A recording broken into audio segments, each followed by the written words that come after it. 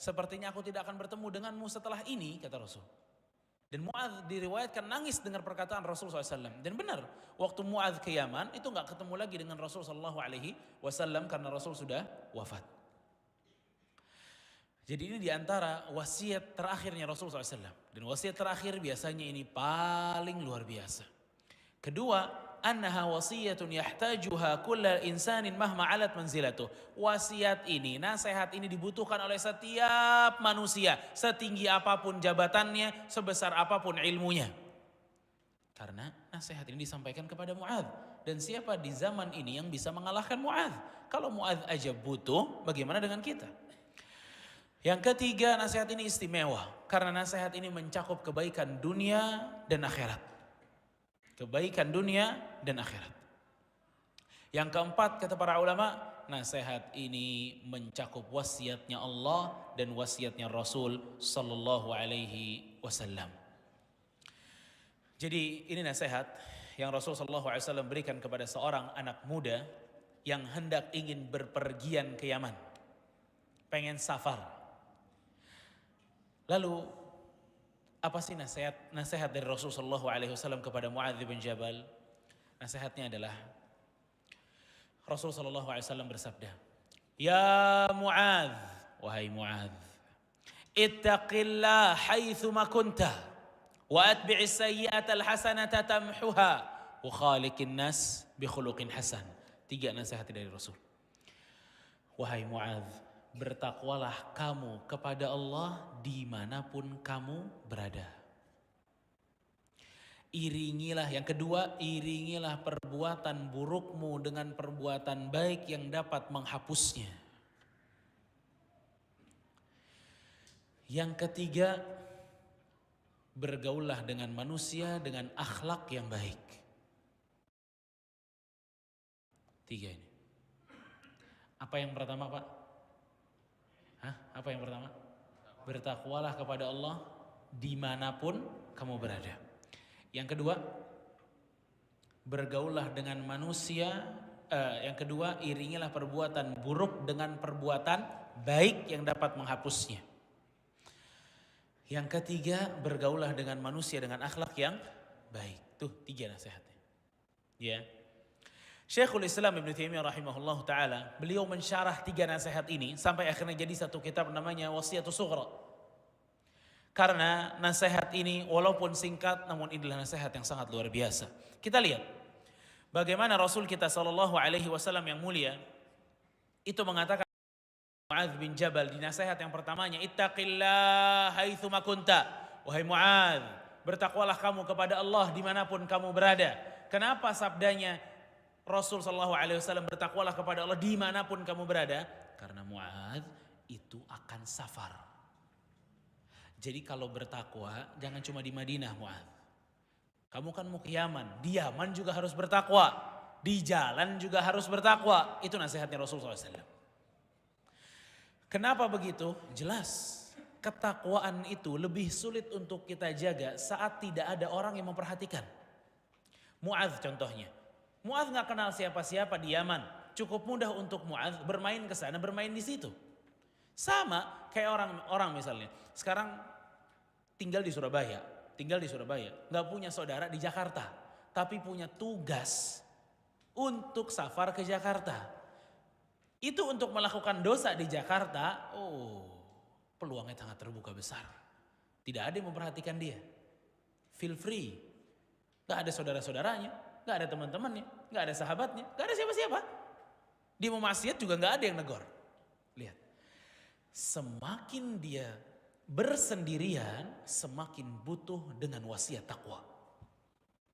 Makanya dalam banget perkataan Rasul waktu mengatakan ittaqillah haitsuma kunta. Bertakwalah kepada Allah dimanapun kamu berada. Jadi bertakwa itu bukan hanya di masjid. Kalau di masjid siapa yang berani dosa? Tapi ketakwaan itu kata Rasul, di rumah juga bertakwa, di kamar mandi bertakwa, di jalan bertakwa, di mobil bertakwa, di motor bertakwa, di kantor bertakwa. Takut kepada Allah di setiap keadaan. Ittaqillah haitsuma kunta. Dan ini sabda Nabi SAW disampaikan kepada Mu'adz bin Jabal radhiyallahu anhu. Dan itulah wasiatnya para nabi dan rasul. wasiatnya Allah Subhanahu wa taala yang senantiasa memberikan kepada kita wasiat ketakwaan.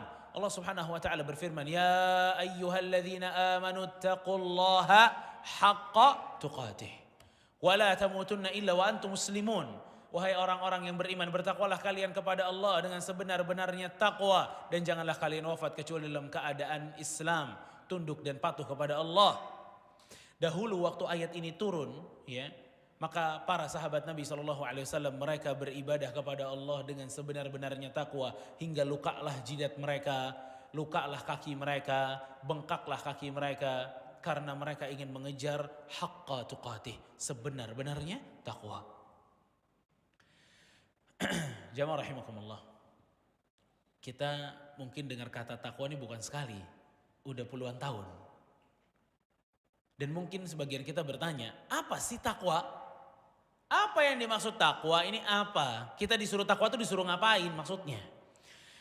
Definisi yang paling bagus kata Al-Imam Ibnul Qayyim rahimahullah itu adalah definisi yang disebutkan oleh Talaq ibn Habib rahimahullah. Talaq ibn Habib rahimahullah menyebutkan definisi takwa. Beliau mengatakan, takwa adalah an ta'mala bi ta'atillah ala nurin minallah tarju thawaballah.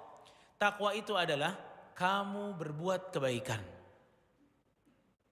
di atas cahaya dari Allah. Berbuat kebaikan di atas cahaya dari Allah. Maksudnya di atas petunjuk dari Allah. Tarju thawaballah, dan mengharapkan pahala dari Allah. Takwa adalah kamu berbuat baik di atas petunjuk dari Allah, mengharapkan pahala dari Allah. 3. Kata Talaq ibn Habib. Dia beramal baik tapi harus di atas petunjuk. Ya, ini harus sesuai sunnah bahwa Allah dan Rasulnya mengatakan hal ini baik baru dikatakan taat. Gak bisa ngarang sendiri, gak bisa. Kebid'ahan bukan suatu kebaikan. Tidak bisa seseorang yang melakukan kebid'ahan dikatakan telah melakukan ketaatan, tidak. Orang yang melakukan ketaatan adalah orang yang melakukan ketaatan tersebut di atas petunjuk. Tarju thawaballah, dengan mengharapkan pahala dari Allah, alias ikhlas. Tulus. Mengharapkan pahala dari Allah, tidak mengharapkan pujian, tidak mengharapkan like, komen, dan lain sebagainya. Tapi yang diharapkan apa? Apa yang di sisi Allah Azza wa Jalla. Itu namanya ketakwaan. Pada sepakat semua? Sepakat? Aman? Gak berani juga kita ya untuk bilang gak sepakat dengan Talaq ibn Habib. Tapi ternyata kalau kita lihat definisi ini, ya, yang mengatakan bahwa takwa itu adalah beramal sesuai petunjuk dan ikhlas. Berarti kalau ada orang sholat, setiap habis sholat balik lagi main judi. Habis lagi judi, datang waktu asar, sholat. Beres asar, ngeriba, dia ambil pinjaman di bank dan seterusnya. Begitu maghrib, sholat. Beres maghrib, dia main judi lagi. Isya, sholat lagi. Setelah isya, berzina. Gimana? Bertakwa apa enggak nih orang? Tidak bertakwa. Berarti definisinya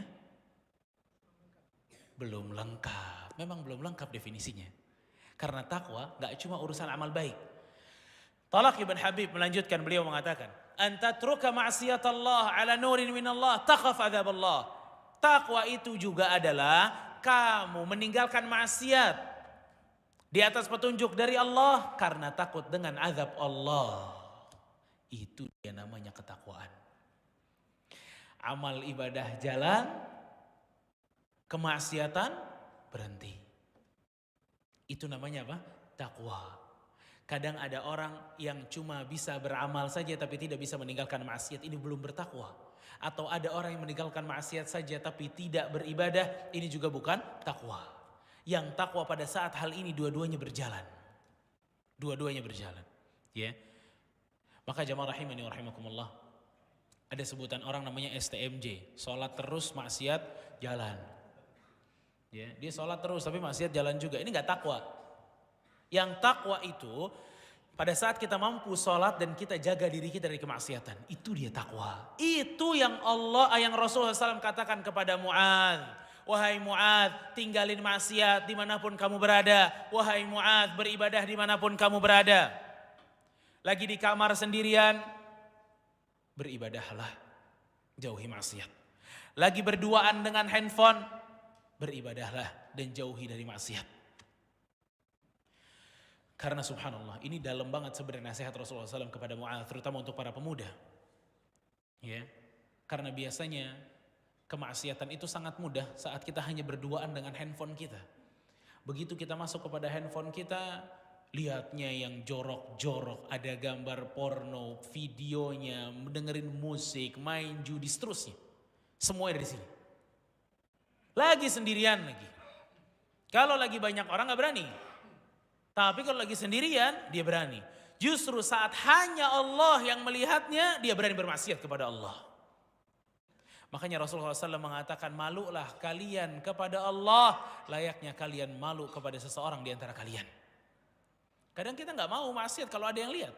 Tapi begitu cuma Allah yang lihat, berani kita bermaksiat kepada Allah Azza wa Jalla.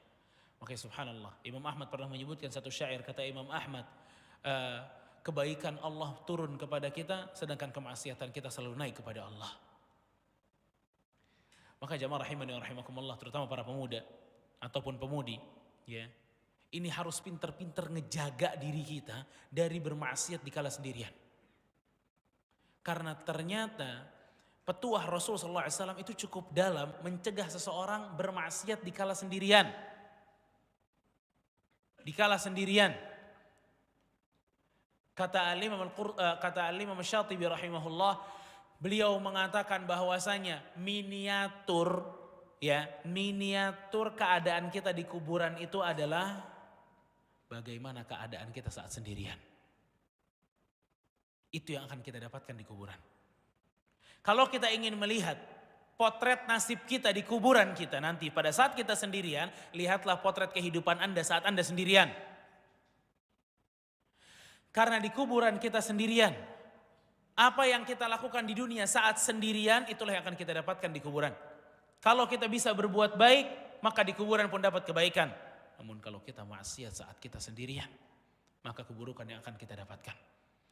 Makanya hadis yang Rasulullah SAW katakan, sab'atun yudhilluhumullahu fi dhillihi yawma la dhilla illa dhilluhu. Ada 7 golongan yang dinaungi oleh Allah Subhanahu wa taala di hari tidak ada naungan selain naungannya. Mayoritas dari 7 golongan ini memiliki satu konsep amal yang sama. Apa itu? Amal tersembunyi. Amal tersembunyi. Bukankah salah satu di antara 7 orang itu adalah yang disabdakan oleh Rasulullah SAW, anfaqa biyaminih wa la ta'lam shimaluhu ma tunfiqu la ta'lam shimaluhu ma tunfiqu yaminuh. Tangan kirinya tidak tahu apa yang dikeluarkan oleh tangan kanannya. Ini menunjukkan apa? Amalannya tersembunyi, gak ada orang yang tahu. Jadi pada saat sendirian dia malah beramal, bukan malah bermaksiat. Begitu juga orang yang disebutkan dalam hadis tersebut, man dzakarallahu khalian fafadat ainah. Siapa yang mengingat Allah di saat sendirian, khalian, lalu kemudian dia menangis. Orang yang seperti itu baru dapat naungan di hari kiamat oleh Allah Azza wa Jalla. Lihat. Dan orang yang ketiga juga disebutkan dalam 7 golongan tersebut adalah rajulun da'athum ra'atin dzatu mansibin wa jamal faqala inni akhafullah. Seorang laki-laki yang digoda sama seorang wanita kaya dan cantik, tapi laki-lakinya menolak dan mengatakan, tidak, aku takut sama Allah. Lagi sendirian. Lihat bagaimana kehebatan orang-orang tersebut yang akan diberikan naungan oleh Allah. Bahwa mereka mampu mengendalikan nafsu mereka saat mereka sendirian. Coba lihat laki-laki kita semua. Ya, gak usah digoda sama wanita yang cantik dan kaya. Wanita yang gak cantik dan tidak kaya kalau lagi sama-sama sendirian itu sudah membahayakan. Di DM di Instagram aja udah bahaya. Dan itu masih dibalas sama kita. Ada perempuan nyasar WhatsApp-nya, dibalas juga. Atau ada perempuan di DM atau di WhatsApp sama laki-laki, dibalas juga. Rasa ketakutannya begitu sendirian hilang. Rasa takutnya kepada Allah hilang. Makanya Rasulullah SAW pernah bersabda dalam sebuah hadis bahwa nanti di hari kiamat ada yang datang di hari kiamat bihasanatin amsalu jibal tihamah. Akan ada orang yang datang dengan kebaikan sebesar Jabalu Tihamah, sebesar gunung Tihamah, gunung yang besar. Tapi kemudian Allah rubah amalan-amalan tersebut dengan debu-debu yang berterbangan. Habis semua, tidak dihisab dan dihitung oleh Allah. Kenapa? Idza khala, kalau dia lagi sendirian, intahakuha, kata Allah. Dia menerobos seluruh larangan-larangan Allah. Habis amalannya. Fala haula wala quwata illa billah. Ya. Makanya sabda Rasul yang satu ini dalam, Bapak Ibu. Rasul bilangnya ke Mu'adz, ittaqillah haitsu ma kunta. Dimanapun kamu berada, takwa sama Allah. Ini dalam, luar biasa. Mencegah diri kita dari berbagai macam godaan. Ya. Nasihat yang kedua. Sabda Nabi SAW yang mengatakan, wa atbi'is sayyi'atal hasanata tamhuha, dan iringilah perbuatan burukmu dengan perbuatan baik yang dapat menghapusnya. Dan ini nasihat kedua, luar biasa. Tadi kan di nasihat pertama, Rasul mintanya kita itu mati-matian jaga ketakwaan. Takwa terus dimanapun Anda berada. Tapi menariknya di nasihat yang kedua, justru Rasul bilang, jika telah melakukan keburukan, maka iringi dengan perbuatan baik yang dapat menghapusnya. Seakan-akan Rasul ini mengabarkan kepada kita, sejago-jagonya Anda jaga ketakwaan, pasti akan jatuh juga. Tapi kalau sudah jatuh, buru-buru lakukan kebaikan. Ini cara atau polanya yang memang diinginkan oleh Allah Azza wa Jalla. Karena Allah yang menciptakan kita tahu, sehebat-hebatnya manusia menjaga ketakwaan, pasti akan ada waktu di mana dia tergelincir bermaksiat kepada Allah. Dan ini adalah sifatnya manusia. Bahkan Rasul mengatakan dalam hadis yang cukup masyhur, inna kulla abna adam khata' wa khaira khata'ina tawwabun. Setiap anak Adam itu pasti dosa, yang terbaik di antara mereka adalah yang suka bertaubat, kata Allah. Karena gak mungkin ada orang yang tidak berdosa, Pak. Gak mungkin. Pasti ada dosanya. Maka indahnya sabda Rasul di sini untuk terlebih kepada para pemuda. Allah tuh tahu menjaga ketakwaan di masa muda sulit. Tapi bukan berarti tidak bisa. Anda harus berusaha menjaga ketakwaan di masa muda. Kemudian jika tergelincir langsung taubat, jangan putus asa. Karena bahasa Rasulullah SAW di hadis tersebut, wa atbi'is sayyi'atal hasanah, dan iringilah perbuatan buruk tadi dengan perbuatan baik. Para ulama mengatakan ini menunjukkan akan cepatnya perbuatan baik tersebut dilakukan. Alias kalau kita melakukan satu dosa, jangan ditunda lakukan dosa kedua, lakukan dosa ketiga baru mau taubat. Jangan. Itu yang hancur. Semua kita berdosa. Yang beda itu siapa yang mau taubat. Siapa yang ingin memperbaiki diri. Karena subhanallah, pintu taubat akan selalu dibuka oleh Allah Subhanahu wa taala. Rasul sallallahu alaihi wasallam mengatakan di dalam sebuah hadis, kata Rasul kita yang mulia alaihi salatu wassalam, inna Allah Subhanahu wa taala yabsutu yadahu bil-lail liyatuba musii'un nahar. Allah ini senantiasa membuka kedua tangannya di waktu malam untuk menerima taubat orang-orang yang bermaksiat di siang hari. Wa yabsutu yadahu bin-nahar liyatuba musii'ul lail.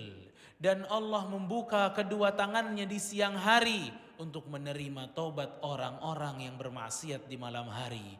Hatta tatlu'asy syamsu min maghribiha, hingga matahari terbit dari arah barat. Jadi Allah buka nih ampunan sebesar-besarnya. Jangan ada yang putus asa atas dosa yang dilakukan. Allah Subhanahu wa taala berfirman di dalam surat Al-Furqan ayat ke-68 sampai 71. Dalam surat Al-Furqan ayat 68 hingga 71 Allah mengatakan, walladzina la yad'una ma'allahi ilahan akhar wa la yaqtuluna an-nafsa allati harrama Allahu illa bil haqqi wa la yaznun wa man yaf'al dhalika yalqa athama yudha'af lahu al-'adzabu yawmal qiyamati wa yakhlud fihi muhana. Allah mengatakan, dan orang-orang yang tidak menyembah selain kepada Allah, dan orang-orang yang tidak membunuh jiwa siapapun kecuali dengan hak, tidak berzina, yang melakukan hal-hal yang terlarang tersebut akan mendapatkan dosanya. Bahkan bukan hanya dosa, yudha'af lahul azab, Allah akan lipat gandakan azabnya hari kiamat, wa yakhlud fihi muhana, dan akan dikekalkan oleh Allah Subhanahu wa taala, kecuali illa man taba wa amana wa amila amalan salihan fa ulaika yubaddilullahu sayyi'atihim hasanat wa kana Allahu ghafurar rahima.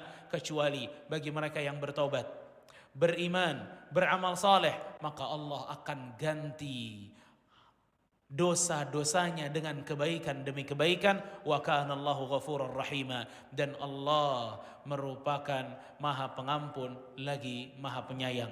Wa man taba wa amila salihan fa innahu yatubu ila Allahi mataba, dan siapa yang beramal saleh dan bertobat, Allah akan terima taubatnya. Ayat itu dan hadis yang tadi menunjukkan kepada kita bahwa tidak ada yang boleh putus asa dari rahmat Allah Azza wa Jalla.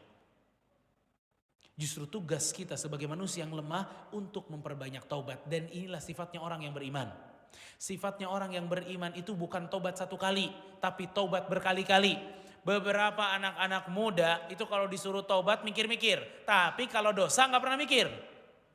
Disuruh taubat, nanti Ustadz, nanti nggak enak sama Allah, gimana kalau dosa lagi? Nah ini dosa terus nggak mikir apa-apa. Seakan-akan Allah tidak akan mengadab dosa tersebut. Dia bisa takut dengan rahmat tapi tidak takut dengan azab. Dosa itu ngundang azab, taubat ngundang rahmat. Dia takut diundang dengan rahmat, dia tidak takut diundang azab. Betapa banyak anak muda kayak begini tipenya. Nanti Ustadz, saya masih SMA, nanti aja pas kuliah atau umur 40 atau umur 60 baru mau taubat. Yang menjamin Anda sampai itu siapa? Gak ada yang jamin Anda sampai ke umur yang Anda inginkan. Ini perkataan ini sama seperti seseorang yang buta tapi naik pesawat. Orang buta naik pesawat terus pesawatnya mau jatuh. Orang-orang semuanya mengatakan pakai seat beltnya, pakai seat beltnya. Dia bilang nanti kalau udah kelihatan tanah baru pakai seat beltnya. Lah, ente kan buta, gimana lihatnya? Kok baru mau pakai seat belt pada saat sudah kelihatan tanah? Anda buta, ya begitu juga kita. Dalam masalah tobat, kita buta tentang misteri umur kita nggak tahu. Tapi kita ngukur-ngukur, entar umur sekian, ini misteri semua. Yang tidak misteri di hadapan kita adalah kita bertobat segera, itu tidak misteri, kita bisa. Bahkan jemaah, kalau kita tanya, kapan waktu tobat terbaik? Kapan? Habis isya? Apa habis makan malam? Habis tahajud? Habis witir? Habis subuh? Tobat terbaik adalah setelah melakukan kesalahan. Itu taubat terbaik. Beberapa orang pada saat ditawari taubat, diminta untuk bertobat, mereka milihnya nanti aja. Dia pikir taubat itu adalah pekerjaan 1 tahun, 1 kali seumur hidup. Kalau taubat adalah ibadah 1 kali seumur hidup, gak ada yang mampu. Gak ada yang mampu. Tapi taubat itu adalah ibadah yang rutin dilakukan seorang mukmin. Nabi kita SAW taubat dalam sehari 100 kali. Nabi taubat 100 kali. Beristighfar minta ampun sama Allah 100 kali. Karena taubat itu adalah amalan hati. Taubat itu amalan hati. Makanya para ulama mengatakan saat Rasul bilang wa atbi'i sayyi'atal hasanah, iringi perbuatan buruk dengan perbuatan baik yang dapat menghapusnya. Para sebagian ulama mengatakan perbuatan baik di sini adalah taubat. Jadi setelah melakukan dosa, ayo langsung taubat. Memang kalau kita tidak langsung tobat, Rasul mengatakan, innal abda idza akhta'a khati'atan nukitat fi qalbihi nuktatun sauda. Jika seorang hamba ini melakukan dosa akan dititikkan di dalam hatinya titik yang hitam. Fa idza huwa naza' wastaghfar wa taba saqula qalbuh.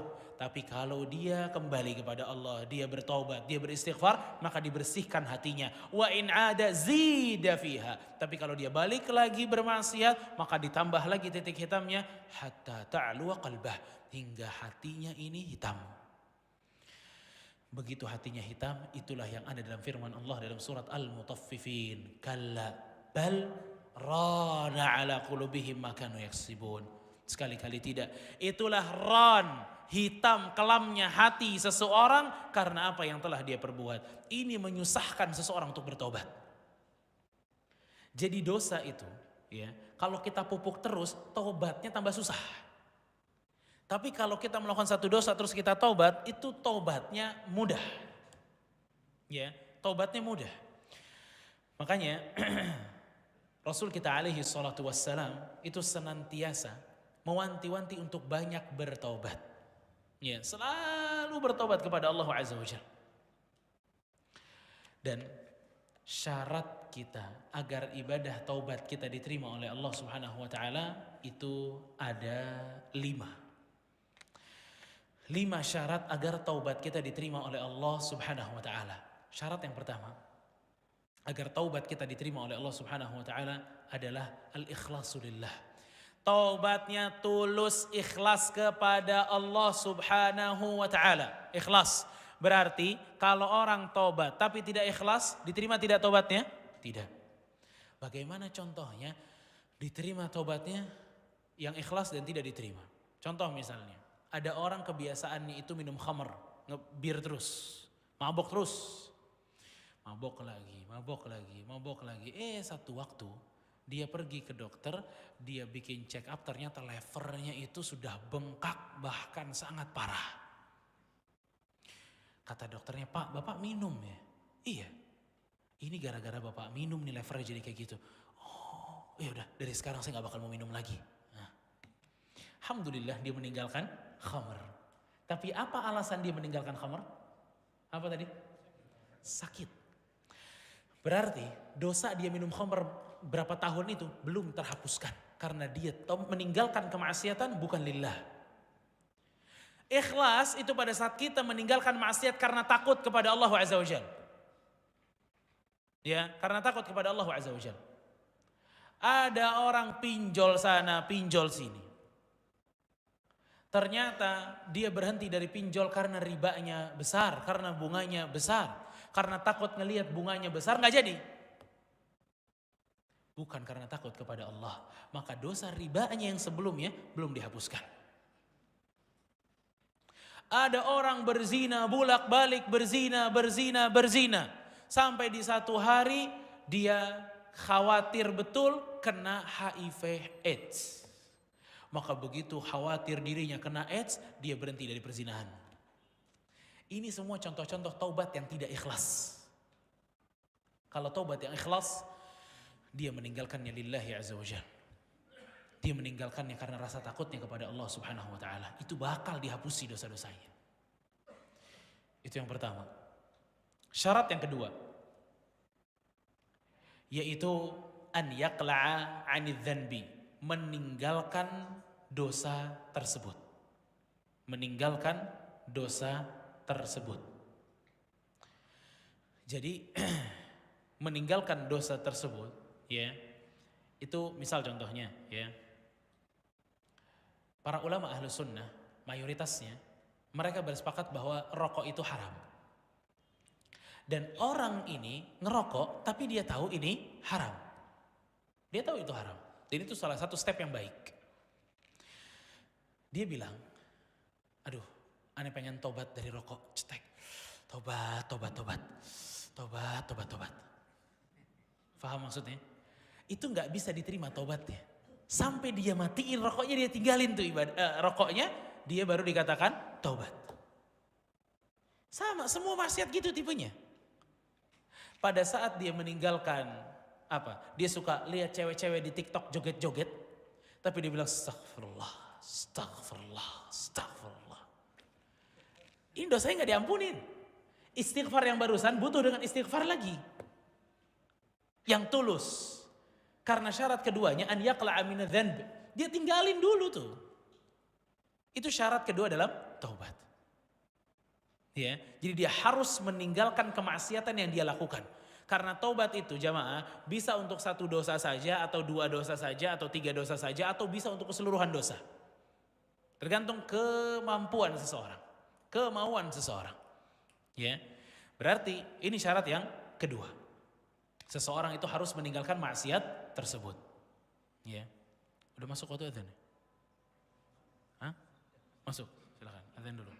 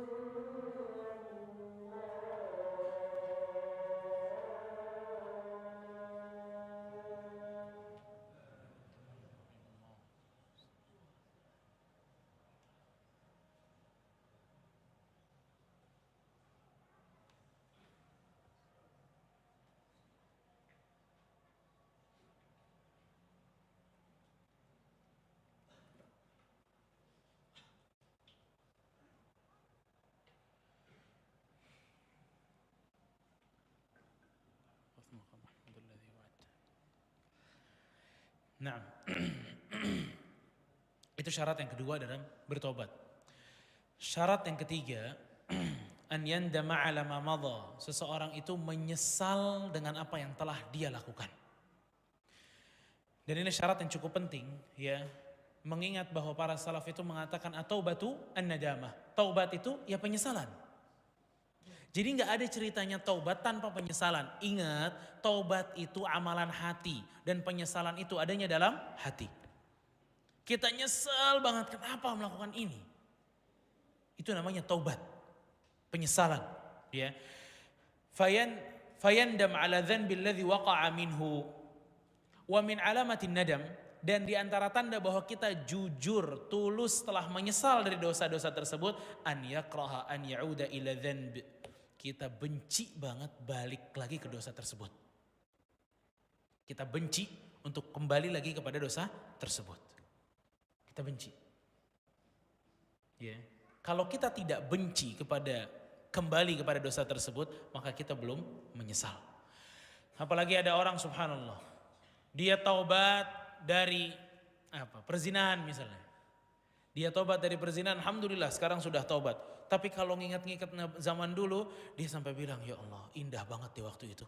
Cewek tinggal tunjuk-tunjuk doang, Ustaz. Innalillah wa inna ilaihi raji'un. Itu berarti gak nyesel tuh. Orang nyesel dia takut ngomong begitu. Itu dosa, na'udzubillah. Ya. Bisa dia mengenang masa lalu yang begitu buruk dengan dosanya.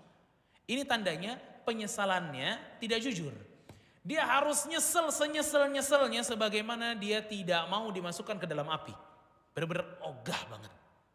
Jauh-jauh deh. Itu baru nadamah. Itu baru penyesalan. Dan itu syarat yang ke berapa nih? 3. Sekarang syarat yang keempat. An ya'zima ala adamil audi ilaih. Berazam, berkeinginan kuat tidak kembali kepada dosa tersebut. Berkeinginan kuat tidak kembali kepada dosa tersebut. Dan para ulama itu mengatakan berkeinginan kuat tidak kembali kepada dosa tersebut memang ada maksudnya. Jadi para ulama tidak mengatakan tidak boleh kembali kepada dosa tersebut atau harus tidak kembali kepada dosa tersebut. Ini sulit. Jadi syarat untuk taubat cukup kita memiliki niat yang begitu kuat bahwa kita tidak mau lagi kembali kepada dosa tersebut. Misalnya ada seseorang berhenti minum minuman keras di tahun 2012. Masya Allah. Di tahun 2024 dia kelilit masalah ekonomi. Akhirnya dia harus minjem uang kembali kepada teman-temannya yang dulu. Diajak ketemuan di bar, di klub, di tempat minum. Akhirnya dia masuk di tahun 2024 ke klub tersebut. Ketemu dengan teman-teman yang lama untuk minjem duit. Ditawarin 1 slop dulu. Segelas dulu. Akhirnya dia kembali minum. Setelah lama gak minum-minum. Dia minum lagi. Begitu paginya dia sadar. Dan dia menyesal. Kenapa saya minum lagi? Sudah lama saya tinggalin minum-minuman keras. Kenapa saya mesti minum lagi? Dari situ timbul lagi dia bertobat kepada Allah. Dia berazam bahwa dia tidak akan minum minuman lagi. Baik, pertanyaannya adalah dari tahun 2012 sampai tahun 2024 itu, ya, di 2024 dia minum lagi. Apakah ya dosa yang dia lakukan, ya, atau apakah dari tahun 2012 sampai tahun 2024 itu, ya, dia masih dihitung sebagai peminum khamr? Jawabannya tidak. Karena di tahun 2012, ya, dia ini sudah berazam untuk tidak minum lagi. Kemudian ada satu ujian yang akhirnya tergelincirlah dia di dalam hal tersebut, akhirnya balik lagi minum. Nah ini manusiawi, ya, makanya syarat para ulama itu berkeinginan kuat. Karena siapa yang bisa mengendalikan diri sampai tidak dosa hingga hari kematiannya? Tidak ada. Tapi kita harus memiliki syarat ini dalam bertobat. Dan ini adalah jawaban untuk orang-orang yang bertanya, Ustadz gimana kalau kita tobat hari ini, besok maksiat lagi. Tobat lagi masa? Terus besok maksiat lagi. Gak enak sama Allah Ustadz. Terus enaknya gimana? Maksiat terus. Justru yang mesti dilakukan seperti itu. Kita tobat dengan tobat yang benar dengan syarat-syaratnya. Kemudian kalau jatuh tergelincir, tobat lagi. Tobat lagi dengan yang tulus, yang benar dengan syarat-syaratnya. Kemudian jalan waktu tergelincir, tobat lagi. Dan begitulah manusia. Ya. Dan Allah mengerti siapa kita. Jadi sekali lagi, bahwa taubat itu bukan amalan satu kali seumur hidup. Tapi ini amalan setiap hari. Ya. Jadi orang mukmin memang kegiatannya adalah bertobat kepada Allah Subhanahu wa taala. Syarat yang kelima. Syarat yang kelima adalah taubat dilakukan di waktunya. Taubat dilakukan di mana? Di waktunya. Kapan waktunya untuk bertobat jemaah? Ya? Kapan nih? Waktu untuk bertobat tuh kapan? Langsung, apa lagi? Langsung. Hah? Setiap saat. Ada lagi jawaban? Kalau sholat ya, sholat maghrib itu waktunya kapan? Dari maghrib sampai isya, terbatas. Kalau taubat waktunya bebas, terbuka. Mau taubat sekarang nih, kan taubat itu amalan hati. Gak mesti dalam taubat itu wudhu 2 rakaat sholat, gak mesti. Lihat syaratnya gak ada, ini udah syarat kelima kita. Gak ada syarat sholat taubatnya gak ada. Semua amalan hati semuanya. Karena tobat yang sesungguhnya hati. Tobat sesungguhnya di hati. Maka tobat itu waktunya kapan saja. Kecuali 2 waktu. Yang tobat itu tidak akan diterima jika matahari telah terbit dari barat atau ruh sudah ada di kerongkongan. Maka tobat tidak diterima. Dan ajaibnya adalah banyak manusia justru bertobat di 2 waktu tersebut. Padahal waktu tobat panjang dan terbuka. Subhanallahiladzim. Kenapa tuh Allah Subhanahu wa taala tidak menerima taubat orang yang ruhnya telah di kerongkongannya atau sudah ada matahari yang terbit dari barat? Karena Rasulullah SAW mengatakan yuqbalu taubati ahadikum malam yugharghir. Taubat kalian diterima selama belum yugharghir. Apa itu yugharghir? Yugharghir itu sekarat. Kalau orang sudah sekarat, memang dia sudah mentok, tidak ada pilihan yang lain kecuali melambangkan bendera putih, udah nyerah. Udah nyerah dia. Sedangkan tobat yang diinginkan sama Allah pada saat kita masih memiliki pilihan antara lanjut bermaksiat atau berhenti dan bertobat. Tobat yang seperti itu barulah akan diterima oleh Allah Azza wa Jalla. Makanya tobat orang yang telah sekarat, tobat orang-orang yang telah masuk kepada hari kiamat tidak diterima oleh Allah. Bahkan para ulama ada yang membahas bahwa yugharghir tadi dalam hadis itu adalah seperti seseorang yang dikatakan oleh seorang dokter misalnya divonis bahwa umurnya tinggal 3 bulan. Itu kan biasanya langsung tobat. Sebagian para ulama mengatakan itu keadaan yugharghir, kalau dia taubat di waktu itu tidak diterima. Lihat. Ya. Jadi ada ulama yang berpendapat seperti itu. Bahwa yugharghir itu pada saat Anda merasa nyerah. Benar-benar Anda ini sudah tidak memiliki kesempatan untuk hidup. Itu yugharghir, kalau taubat di situ tidak diterima. Itu pendapat sebagian para ulama. Walaupun kita katakan pendapat yang tepat tidak seperti itu. Bahwa yugharghir itu adalah benar-benar dalam keadaan sekarat. Ini 5 syarat agar taubat kita diterima oleh Allah Azza wa Jalla. Ditambah 1 syarat jika dosanya itu berkaitan dengan makhluk.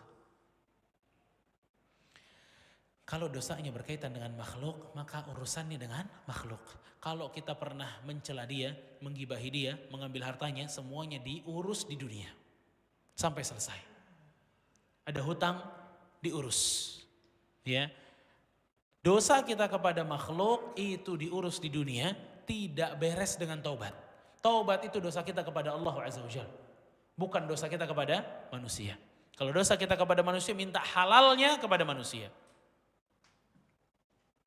Dan itulah jamaah rahimakumullah nasihat yang kedua, nasihat yang terakhir, yang ketiga. Di mana Rasulullah SAW mengatakan kepada Muadz yang akan pergi ke tempat yang baru, kata Rasul, wa khaliqin nas bi khuluqin hasan.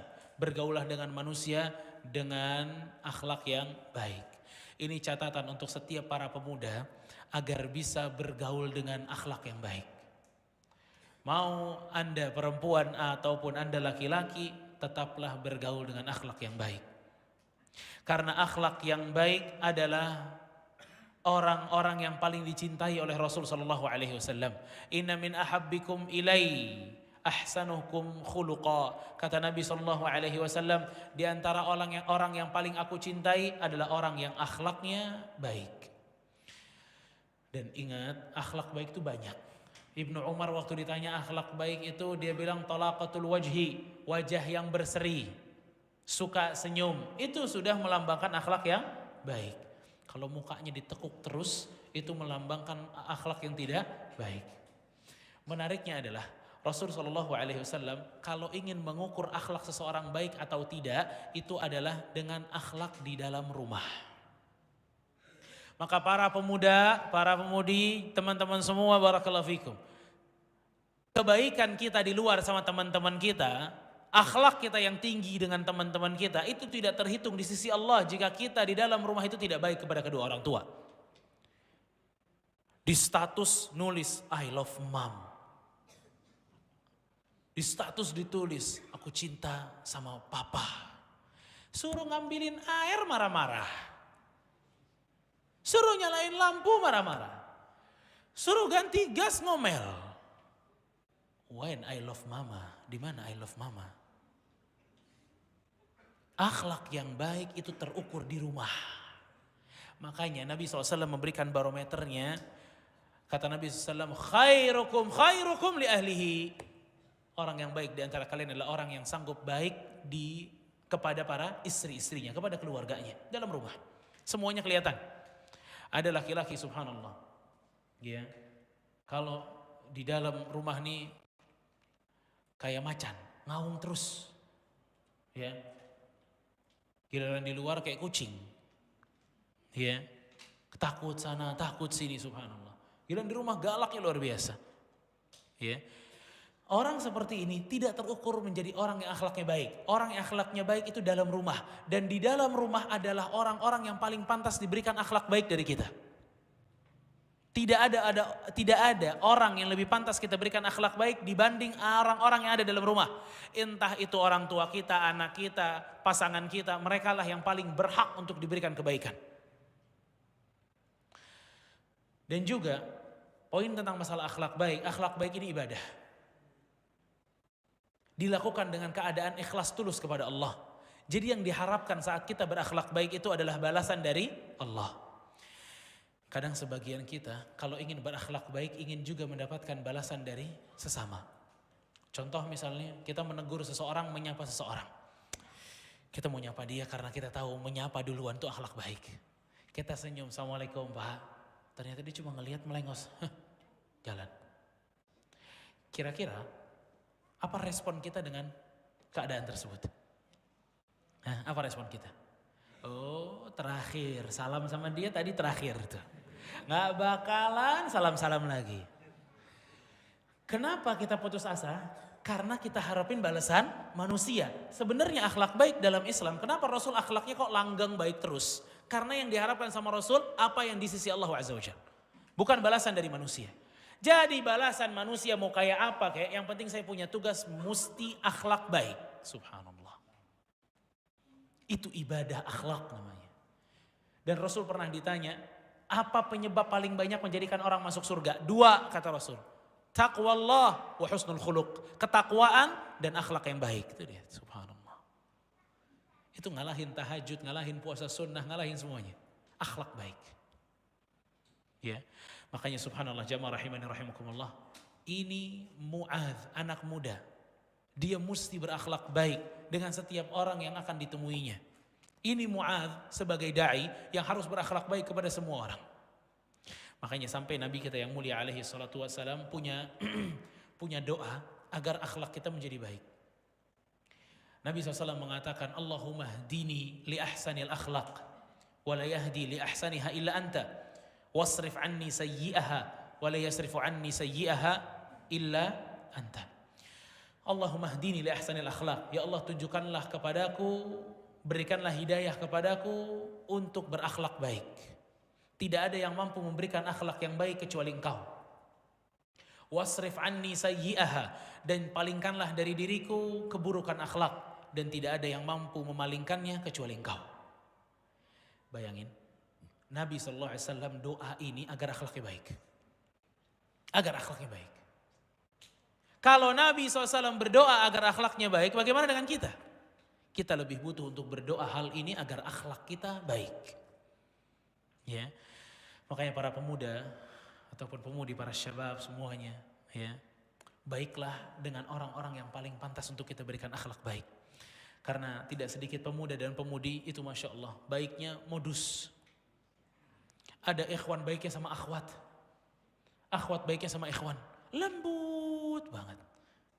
Tapi giliran sama orang tua yang ngomongnya keras, suaranya tinggi. Giliran si akhwat yang WhatsApp dibales segera.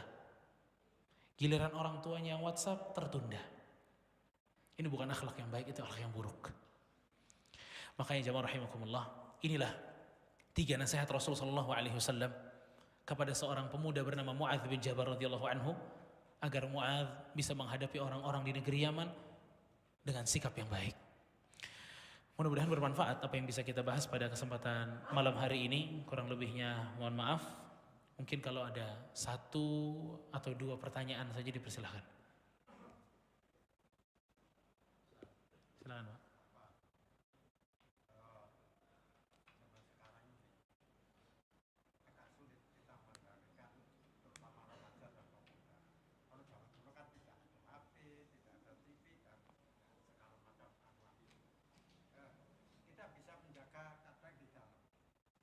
Ya.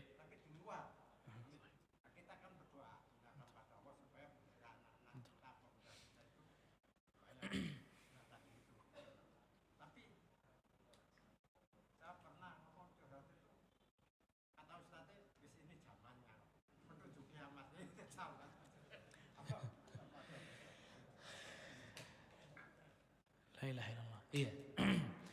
Iya. Apa yang kita lihat ya dari kemajuan zaman, memang itu adalah kemajuan zaman. Ya. Dan itu adalah ujian bagi generasi sekarang. Kalau generasi dulu mungkin ujiannya beda lagi. Ya. Generasi sekarang itu ujiannya paling banyak internet. Itu ujian yang paling dahsyat nih, paling luar biasa. Sebagai mungkin orang tua untuk menjaga anak-anak kita terutama yang masih muda, remaja, ya. Benar, tadi yang pertama, kita cuma bisa ngeliatin anak kita apalagi udah remaja itu sampai pagar doang, di luar pagar wallahu alam. Bahkan kita katakan dalam kamar juga wallahu alam kalau dia sama HP-nya. Dia berselancar ke negeri mana nggak tahu gitu. Ya. Maka sejago-jagonya orang tua atau parenting, sepinter-pinternya orang tua itu menggali ilmu tentang mendidik anak, paling puncak dalam pendidikan anak itu adalah berdoa kepada Allah Azza wa Jalla. Titipkan anak itu kepada Allah Subhanahu wa taala. Karena yang bisa menjadikan anak kita cinta kepada ilmu, cinta kepada iman hanya Allah. Ya, hanya Allah. Doa kepada Allah, wa habib ilaihimul iman. Ya Allah, jadikanlah anak-anak kita ini cinta dengan keimanan, cinta ilmu, cinta amal saleh. Wa karrih ilaihim al-kufra wal fusuq wal isyan. Dan jadikanlah mereka hatinya benci kepada kemaksiatan, kekufuran, kefasikan. Karena yang bisa menjadikan anak kita baik itu hanya Allah. Bahkan Imam Malik mengatakan, al-adabu adabullah. Kalau adabnya baik itu adab dari Allah.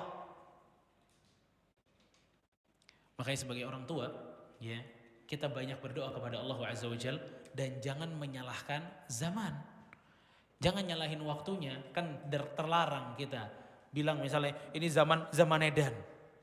Ya, gak boleh kita bilang zaman edan. Karena waktu itu adalah yang Allah Subhanahu wa taala mengatakan dalam hadis qudsi, la tasubud dahar wa ana dahar uqallibu laila wan nahar. Janganlah kalian menghina waktu, sesungguhnya aku adalah waktu, aku yang putar-putar antara siang dan malam.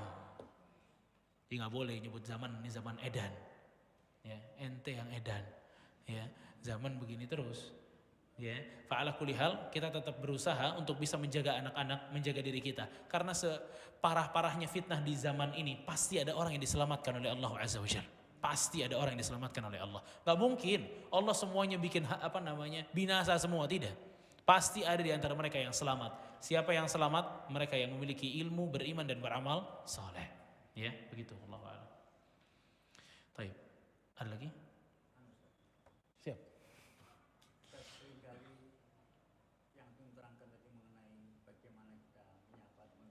Iya. Dan sebagainya. Kita berusaha memberi salam kepada dia atau menyapa dia itu agar dia itu merubah dirinya dari egonya, karena mungkin dia merasa punya kelebihan dalam dirinya. Itu bagaimana kita mengingatkan. Tapi kalau kita mengingatkan, Ustaz, nanti jawabannya dia, kamu ini siapa? Iya. Barakallahu fikum. Jadi ada orang yang kelihatannya sombong ya, gitu ya. Dan kita sebagai manusia ingin juga merubahnya menjadi orang yang lebih baik. Kita sapa, kita tegur, kita al-amru bil ma'ruf wa nahyi 'anil munkar, ya. Tapi jawabannya gimana? Kamu ini siapa? Atur-atur saya, kritik-kritik saya, ya. Dan ini adalah perkataan yang paling dibenci oleh Rasul sallallahu alaihi wasallam. Saat ada orang yang berusaha menasehati kita, kemudian kita mengatakan alaika binafsik, udah urus aja dirimu sendiri. Ya. Maka untuk kita yang memiliki niat untuk berikan kebaikan kepada orang, fokuslah bahwa tugas kita hanya memberikan kebaikan kepada orang. Kita tidak dibebankan bagaimana orang itu menerimanya, kita tidak dibebankan apakah orang itu akan mengikuti pesan kita atau nasihat kita, tidak. Jadi kita jangan ngambil job orang lain. Ya, job kita apa? Nasihati. Mau responnya kayak apa? Job kita cuma satu, nasihati. Sama, ini kayak kajian gini, jobnya Ustadz cuma satu, nasihati, bacain ayatnya, bacain hadisnya. Diterima atau tidak diterima, itu balik kepada setiap yang mendengar. Tidak ada yang bisa memaksa. Bahkan bukan hanya Ustadz, Nabi SAW. Tidaklah Nabi kecuali untuk menyampaikan saja. Alaikal balagh wa alainal hisab, kata Allah. Kamu yang menyampaikan, kami yang hisab, kata Allah. Begitu juga konsep kita dalam menasehati seseorang. Ya, bahwa kita nothing tulus. Kita nasihatin aja. Dia terima alhamdulillah, enggak diterima ya udah. Ya. Dan konsep itu yang mesti kita bawa, mesti kita kembangkan, karena kita tidak dibebani untuk mendapatkan hasil, tidak. Ya, kita hanya dibebani oleh Allah untuk bisa al-amru bil ma'ruf wa nahyi 'anil munkar. Baik, barakallahu fikum. Mudah-mudahan bermanfaat apa yang kita bahas pada kesempatan malam hari ini. Wassallallahu ala nabiyina Muhammadin wa ala alihi wa sahbihi ajma'in. Subhanakallahumma wa bihamdika asyhadu an la ilaha illa anta astaghfiruka wa atubu ilaik. Wassalamu alaikum warahmatullahi wabarakatuh.